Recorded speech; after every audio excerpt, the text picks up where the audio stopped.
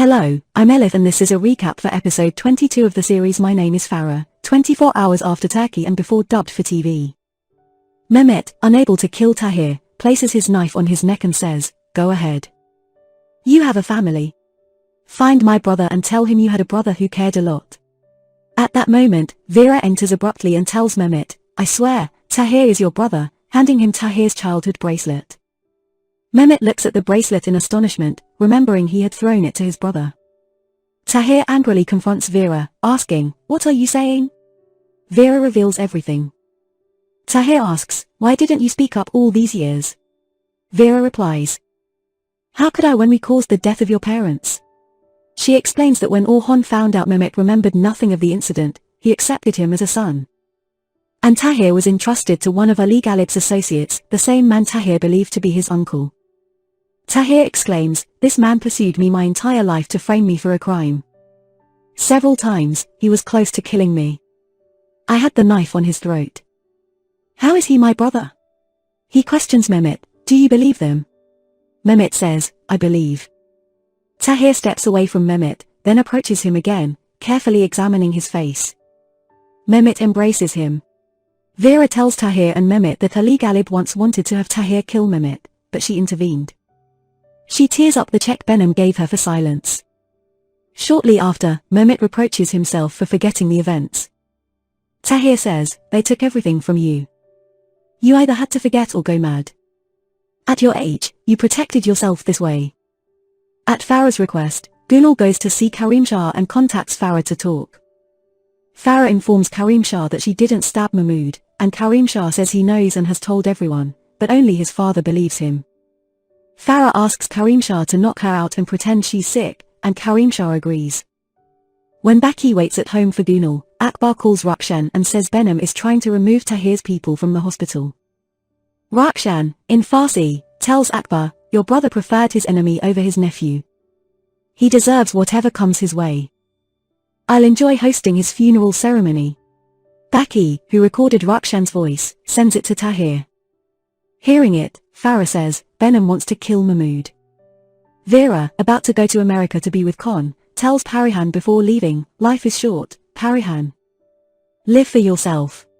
She hands Parihan a bag full of money, leaving Parihan surprised. Behnam enters Mahmoud's room to finish the job, but just as he is about to empty the syringe he holds into Mahmoud's head, Tahir arrives, disrupting his actions with a loud entrance. Tahir takes him out of the hospital to get an explanation. Meanwhile, Baki, dressed as hospital staff, enters Mahmoud's room and, with Farah's cooperation, steals him away in front of everyone. When the news reaches Behnam, he checks the surveillance camera footage and is shocked to see Farah's involvement. Vera gives her house and car to Parihan, bidding farewell to her and Gunal. She advises Gunal, saying, "Stay away from Baki. He's untrustworthy. He'll hurt you." When Parihan hears this, she questions Gunal, but Gunal denies it. At night, Mehmet, Bader, Tahir, and Farah share drinks. Mehmet sings for them, and they spend quiet moments together. When Mehmet and Tahir are alone, Tahir asks about their parents, and Mehmet recounts the few things he remembers for him.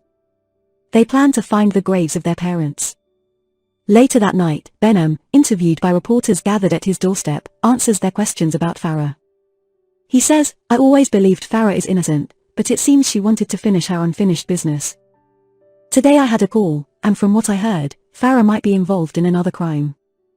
Apparently, there are documents involved." At midnight, Farah calls Behnam after seeing his interview, insisting she is innocent. She says, "I'll prove it when your uncle comes to himself. I have to show it wasn't my doing. He has to wake up and say who did this." After the conversation ends, Behnam asks Elias to find Farah's location through the call. Next day, Mahmoud finally opens his eyes and says he doesn't remember the attacker but knows Akbar was in his room, remembering a black glove. On the other side, Behnam sees Marjan burying something in the garden and, holding the gloves, asks, "Are you looking for these?" Marjan is shocked. She confesses that on the day of the incident, she slipped a sleeping drug into her uncle's coffee, and when he fell asleep, she stabbed him in the chest. Behnam says he saw her hiding the gloves from the window and realized the attack on Mahmoud was her doing. Marjan pleads with Behnam not to hand her over to the police, and Behnam says, "In this house, our laws are enforced. Your punishment is retaliation." Behnam, having found Farah's location, arrives at the cabin, and Farah immediately renders Mahmoud unconscious. Farah claims that Mehmet assisted her in stealing Mahmoud, and when Mahmoud wakes up, he remembers his attacker and verifies Farah's innocence. However, Behnam insists he doesn't need to wake up, and attempts to finish the job. Just then, the police arrive, and Farah tells Behnam, "I reported both of us." The night before, Tahir and Farah devised this plan to force Behnam to confess the truth. After Behnam and Farah are arrested, Tahir appears, pretending to have saved Mahmoud. In the detention center, Farah tells Behnam, "How did you think I could love you after you killed my parents?" Behnam replies, "I'll show you the real hell." Just then, Bader enters, stating that Mahmoud has revealed everything, and they are released. When Behnam returns home, Mahmoud, Tahir, and the entire family are waiting for him. Mahmoud suggests resolving the betrayal issue.